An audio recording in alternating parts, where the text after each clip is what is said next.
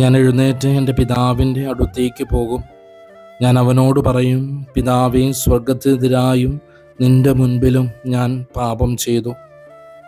പിതാവിൽ നിന്നകന്ന ധൂർത്തനായ പുത്രൻ്റെ തിരിച്ചറിവിനെയാണ് വചനമെന്ന് നമ്മെ ഓർമ്മപ്പെടുത്തുക.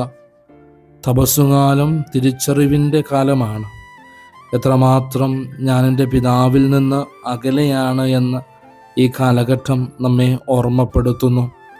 നമ്മുടെ ഉപവാസവും പ്രാർത്ഥനയും പരിത്യാഗവും ദാനധർമ്മങ്ങളും അകന്നുപോയ പിതാവിലേക്ക് നമ്മെ അടുപ്പിക്കാനുള്ള മാർഗങ്ങളാണ് എന്ന് നമുക്ക് മറക്കാതിരിക്കാം.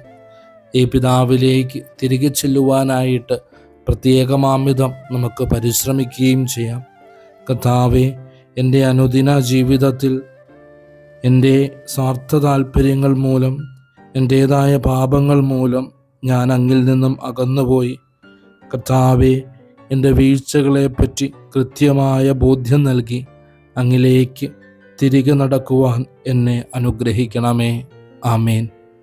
ഈശോ അനുഗ്രഹിക്കട്ടെ.